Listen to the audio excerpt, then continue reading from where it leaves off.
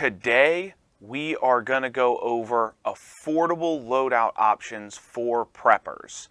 In my opinion, it's not just one loadout, it's several. So let's get into it. We're going to go through 5 different loadouts, a lightweight recon rig, a midweight kind of patrol rig, overnight extended stay bag, full-on body armor and when we would use that, a really realistic look at what people would be carrying during a collapse and different stages of what they would be wearing throughout each section at the beginning, through the middle, and end of an actual SHTF event. I see a lot of rig loadouts online where they have like $8,000 night vision and things are just way over the top. I really wanted to dive into something that's very, very realistic for people. So this is our lightweight recon setup. You're probably going to pair it with an AR-15, maybe a PCC if that's what you want to do, with a light and a red dot and a sling. We're going to have the rig on us. Having a canteen is going to be important. This is pretty much going to go with all your rigs. The electronic hearing protection, these are the Peltor Tactical 300s. These give me amplified electronic hearing and directional sound. So if you were running a rig, make sure you get a good set of electronic hearing protection with dynamic audio where it gives you directional sound behind you, side, and in front. That's really important. The Walker's razors do not cover that. If you want to use a different pair, that's fine. Whatever you want to use, the Safariland Liberators or whatever, it doesn't matter to me. I just want it to have the directional sound. The sidearm you're probably going to be carrying with this is probably just a regular pistol. This is a Glock 45 with a Streamlight TLR7. That is a Safariland holster. It's got the retention clip in it, so it won't fall out if I run or anything. Really good setup for that. So let's get into the rig. Let's look into what I'm actually carrying in the Recon chest rig. All right, let's pull everything out of the rig. I'll just show you what's in it. We're probably going to be avoiding any kind of altercation with anybody. We're not looking to get into shootout, but we do carry some ammo on us just in case. 2 PMags would probably be with me in this.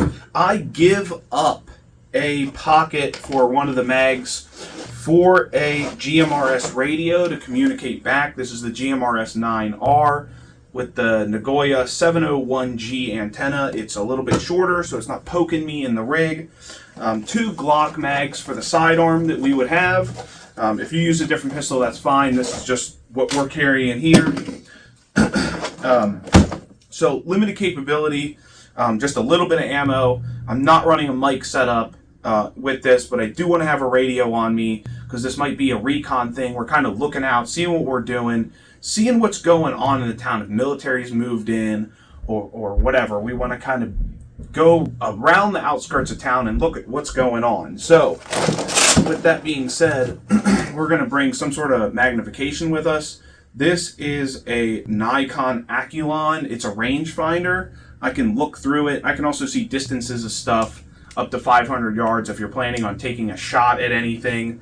That would be really good to have in just a lightweight recon bag. Last thing I'm going to have, if shit really goes sideways, I'm going to have a tourniquet and extra batteries for everything. So those are just in a Ziploc. I have an extra battery for the rifle sight in here, which I don't think is going to go bad as long as you keep up on that. I have 2 AA lithium batteries for my headset. I do not want these to go down. I want that capability all the time. This is not in the rig, it's just in my pocket. This is a Streamlight Protac 2 AA batteries go in that. Just good to have a light on you. An extra battery for the pistol light and an extra battery for the actual rangefinder. You don't really need the rangefinder to see range all the time. That's more just for looking around. I just wanted some magnified vision. You could also just carry a small pair of binoculars if you want to. I just have this that's nice and small, and I also can use it to see range. That covers it for this. This is a Viz Mix off Amazon. These are my favorite. I have one right here. We're going to go over that in a minute. I like these. These are nice and tough. The clips feel nice. They come in at a good price. And these are comfortable to wear, especially the really small ones. So if you're out and about all day, they're not super big and hot, and they're just nice to have. So let's move on to the midweight rig. All right, so we're stepping it up a little bit more here. This is the midweight rig. This is good for patrol. If you've been pushed into maybe like a neighborhood watch situation during a collapse. Again, AR-15, same setup. We've now gone a little bit extra on the rig here. A couple upgrades, or a couple different capabilities. A couple different capabilities with this is we are increasing the ammo capacity. So now I have two, I'm adding a mag. I have a 20 round mag in here, but you could put a 30 round in there. So you're getting a whole extra magazine. We are going to be carrying our canteen like always. And on this rig, we have gone with a little bit more of an upgraded radio system. So I have a extended battery on this. We'll show you in a minute. But I also have a mic setup. So this mic is waterproof, just like the radio. The other one was waterproof too. I have an A/B channel on this. So I can switch between two channels that I've pre-selected on this rig, and I've had my privacy tones coded in and everything. So, and also this comes with a tool pouch, so we can carry a tool or something with us if we need to. So let's pop this one open. Let's see everything that's in it. All right, so let's get into this rig here. This is the midweight, or I kind of think of it as more of a patrol rig. 2, 3 mags. You can add a third one to this one. So good amount of ammo. 2 pistol mags, because we're still going to have our sidearm with us too. So 2 Glock mags go with this. Again, with the radio setup, this is just on the shoulder, and we have A/B on this, and this just runs down through. I have it looped in, and it's just on a standard plug for just like a regular Baofeng radio. In here, we got a tourniquet, an extra pair of gloves, a headlamp in case you're working on something or you need to cut through a fence or something. This is a tool pouch, so we could bring some cutters or something with us if we need be. This is a zip tie handcuff, because if you are, if you've kind of been pushed into the role of guarding an area or something, I don't think anyone's going to be willing to get subdued in shit hit the fan, but it's light enough. We have this in there in case we need to handcuff somebody or something like that. In the extra pockets up here, I don't pack extra pistol mags in this. I have a Maglite XL50, kind of high-low modes on it, just for looking around, because we don't always want to be pointing our rifle lights at everybody and everything we see. Just not a good idea. 2 chem lights, just in case I need to read something, or it's dark and someone's handing me some information, maybe a radio frequency or something I should tune into, and I just need to read it. Always good. They're light enough, so we keep that in there. Obviously, if we need to write down some information, I got a pen, and there's a notepad. Again, radio frequencies, any kind of information, someone's name we might need to write down. A lighter. Probably won't need that, but it's in there. It's light enough. Extra rifle lights. I have a multi-tool in here. Again, in case I need to cut through some wire or fence. Or if I just need like a little tool for something, always helpful. I have a smaller spare backup battery for the radio in case I'm doing a lot of talking or I'm listening to the radio a lot if there's something going on. Again, same as the other thing. We have quick clean wipes just in case our hands get cut or something. Rifle batteries. Extra batteries for the headset. Obviously, I don't want to keep digging on that. But this is a tool for your rifle sight. That one's toolless. But in case we're carrying another rifle, in case we need to swap a battery while we're out or something, I do have a tool for that. There is a little bit of medical supplies in here. There is some gauze, and there is some tape if you need to tape up a bandage. Also, it's just another pen. We carry Quick Clot with us too in case there's a severe cut. This is really good to have. Probably not going to stop a bullet wound. Maybe if you're grazed or something, you can help, but that's more for the tourniquet. That's pretty much everything in this. This is the rig. It's a little heavier So good for patrol and other stuff. You can carry a little bit more capability with it.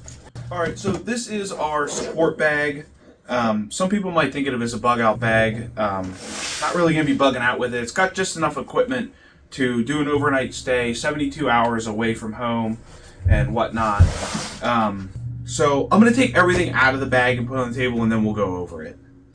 So this is sort of the micro chest rig with a overnight extended bag. We're going to get into what's on that, but this would be a setup you would take if total shit hit the fan and you had to travel a little bit on foot somewhere, maybe for an overnight stay at someone else's property, or you're just helping someone out and you need to stay overnight somewhere. This isn't really a bug out bag, but it's got a lot of the same components, so let's get into that. Okay, so this is the support bag all opened up. Just two things on the side. We have just a cheap $20 Baofeng radio. It's a ham radio. It's programmed for GMRS, though. We might need to hand this to somebody if we're away working on something, or just away we need to talk to somebody else that we've met that we might need to talk to. Just a good idea to have a spare radio. Extra mag for the AR-15. Keep that on the side, and that's all that's on the bag.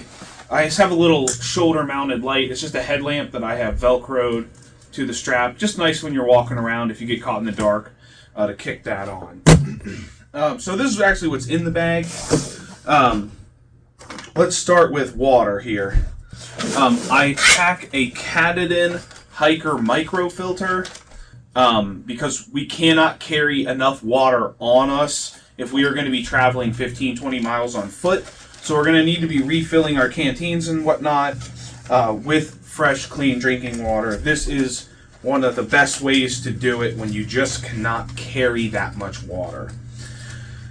Keep in mind, this bag goes with one of the chest rigs. So we're not only just going to have this on us, our chest rig's going to be with us because you can wear it together. So just another note. This is a Sam Splint, just medical stuff. I have a more robust first aid kit with medicine, gauze, tape for taking me off gauze, stomach medications, you name it. It's in here, scissors, butterfly bandages, the whole way down to even a razor. So got a lot of stuff in there. I actually usually buy medical kits and I add a bunch of stuff to them because most of them are just like gauze and band-aids. So something to think about when you get medical kits. So the Sam Splint, in case somebody sprains an ankle or hurts an arm or something, we can splint that up. Goes with this tape, so these two things go together. I have an extra chem light in there, no big deal. Some duct tape, you never know what you're going to need to tape. Cutters for getting through fences and stuff. That's a big one if you live in kind of an urban environment. You need to be able to get through fences. That's a big one. So as far as cooking goes, I am going to pack 2, 3, maybe 4 full meals for myself, and I can just boil some water. I pack a little canteen cook kit. This is just a Rothko kit. Nice, simple one. It's got the canteen and a little base, which in case you absolutely need to start a fire, you can. There is a lighter in the front of this bag for it. Also, there's, I think on one of the chest rigs, I do carry a lighter. But in the bag, we're going to have one. I think there's another one in the medical kit too. So, fuel. This is just butane, but we have an Ozark Trail lightweight cook burner. This has 2 adapters, so you can take the 1-pound propane tanks, or you can hook it up to the butane tanks. I like the butane tanks; they're a little bit smaller. The propanes are fine too. Either way, I've had comments where people say how big the 1-pound cylinders are. Whatever, get a smaller one, doesn't matter. A sleep bivy. In case it's cold, we want to be able to get to sleep that night and not freeze to death. A cell phone charger. I know this bag's sort of for total collapse, but we may still be able to use the cell phone towers depending on what's going on. You could always rip it out and throw it away if the cell phone towers have gone off or it's an EMP event. I mean, it's just not going to matter anymore. But I keep a cell phone charger in there just in case. Swiss Army knife. We carry some extra batteries. There is actually a couple extra batteries in here for some of the rifle lights and stuff, but that's also on our chest rig, so we don't need to always have those in there. A headlamp, just in case you're working on something. That's if you bring the micro chest rig, that's good to keep in that bag. A pen and notepad and a ferro rod, just as a backup starter, in case you need to start some fire, which we kind of want to avoid. I want things to be nice and simple. So the cook stove and some fuel is what we're really going to be wanting to cook on. I guess you could start a campfire if you really wanted. Last thing is a hygiene kit. The only thing that's in here that I probably don't need is the shaving cream, but it might be a barterable item whenever you get to where you're going. Somebody might want it, but Gold Bond powder. We're gonna be walking a lot. We might be able to get some, we might get rashes and stuff as we're walking.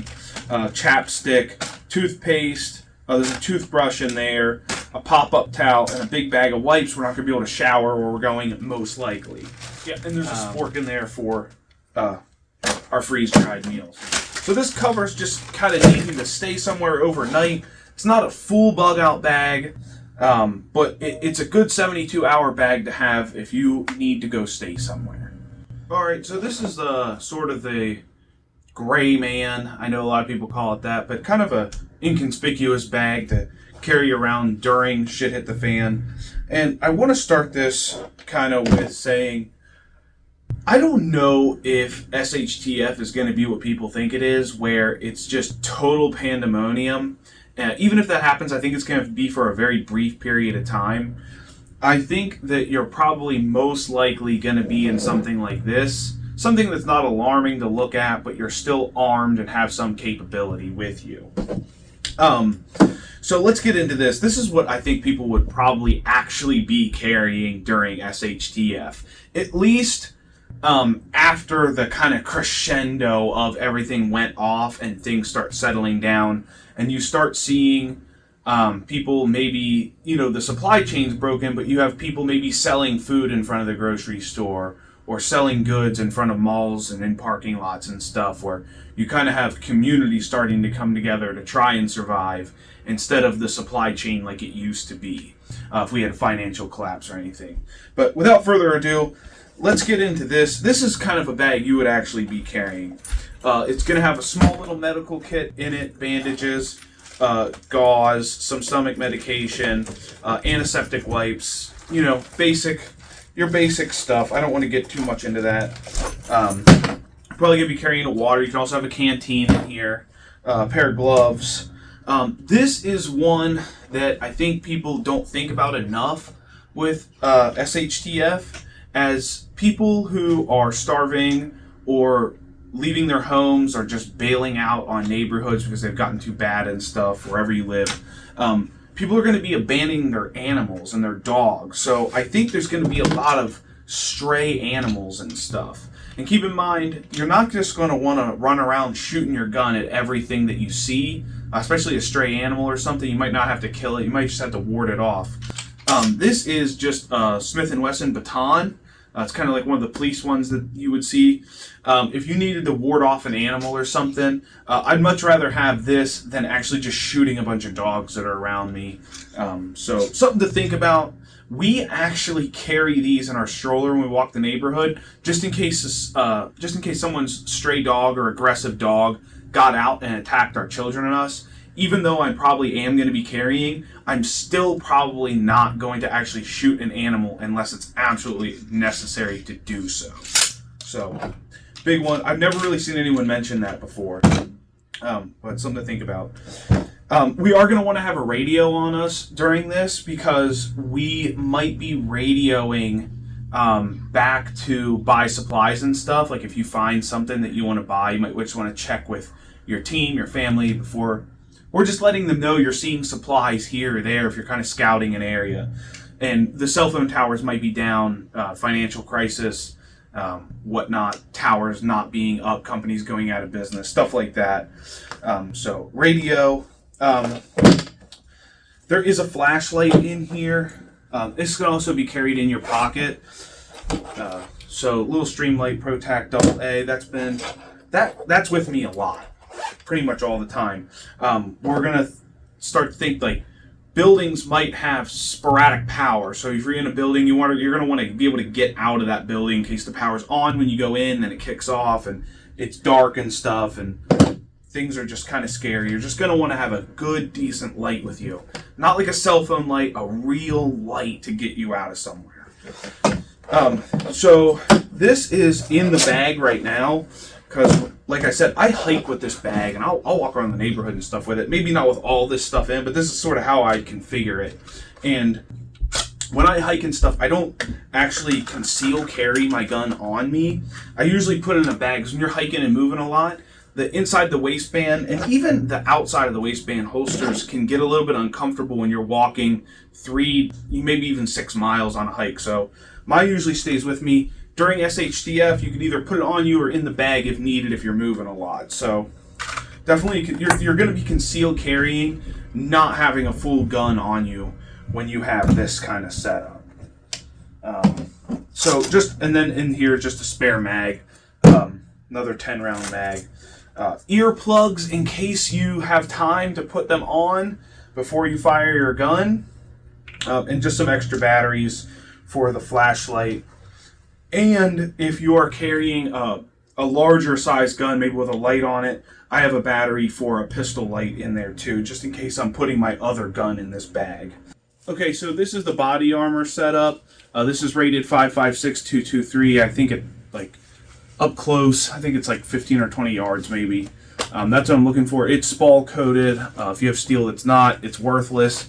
But this would be sort of a static defense loadout. I don't have a radio or anything on me. All I got is mags, backup pistol, and an AR-15 on me. Let's get into this setup. Okay, so this is the final setup. This is body armor, and when I think you would actually even be using body armor in SHTF, one thing I want to bring up is I don't think you're going to be wearing body armor all the time during this scenario. Even if it's total collapse, everything's broke down, there is people possibly shooting each other in town and around the area. I want you to keep in mind all the strenuous activities you're going to be doing if you're going to put this body armor on, and what you would be doing during SHTF. Go back to my water video and just listen to how difficult it is to be carrying and lugging and purifying water all day. I really just don't think you're going to be in body armor. It's hot, it's heavy, you're going to end up taking it off. Even if you have the lighter weight one, this is the steel armor from Spartan Armor. But I just don't foresee it. So let's talk about when you would actually be using this. This is probably going to be in the beginning or in the middle of SHTF when things really start breaking off and you have maybe people coming through neighborhoods trying to rob houses and people. You would have a couple people cycling on and off wearing this body armor, or their own body armor. And if you were thinking you were going to get into a fight, or if you were defending a really hot spot, maybe you were defending a well that you and your kind of team had taken over and you were getting clean water from or something. So definitely something to think about. I want you to think about all the strenuous things you're going to be doing during SHTF, and then think about doing all of that with body armor. Even just for the big one, I mean, just carrying water and lugging water around for everything. One thing I want to note about the steel body armor, I went with steel because it's cheap, and again, the philosophy is I'm probably not going to be wearing it and hiking 20 miles in it or going for an overnight stay far away in it. If you get steel armor, make sure you get the coated plates. This is a non-coated plate. You can see how thin it is. That extra buildup, the spall, frag coating, whatever they want to call it, or whatever you want to call it. Steel armor without it is useless and will just get you killed. So we wanted to stop 5.56, 223. That's kind of what I'm aiming for. And it's got to be spall coated. Just a note, in this setup, we are probably going to have a sidearm. Definitely your hearing protection, your electronic hearing protection with directional hearing is going to be paired up with this. a pair of gloves, and a rifle. I'm not even going to have a radio or anything on me because I'm going to be nice and close to whatever I'm going to be protecting in that armor, or someone else. If someone else is wearing it, if they're wearing it, they're just I should be able to yell to them if they're wearing that. They shouldn't be venturing out in super heavy body armor. Sometimes I think people think they're going to wear body armor and travel to places to fight in their armor. And that might be possible, maybe in a vehicle or something. But if you are traveling to fight, that's first of all not advised. If SHTF has come, you need to be watching out for yourself and your family and trying to keep them safe. Going and fighting is probably going to be the last thing we're going to be worried about. Maybe in the future, if things are that bad and someone is now taking over your town or telling you what to do or confiscating stuff from you, then that might be the time to fight. But when it first goes off, I just don't think you're going to be in body armor. I hope you all enjoyed the video. I really wanted to make a video about realistic loadouts for the average person on an average salary. A lot of that stuff can just be ordered off Amazon, the rigs and stuff, and the headsets. The only thing that really can't be is like a lot of that rifle stuff. I mean, you can't order any of that off Amazon. But this is citizen survival plan, so we wanted to make a realistic loadout for the average citizen. And that's what I aim to do here, get average people prepared. If you would consider subscribing, it really helps me out a lot, and I have a lot more videos to come in the future. Thanks.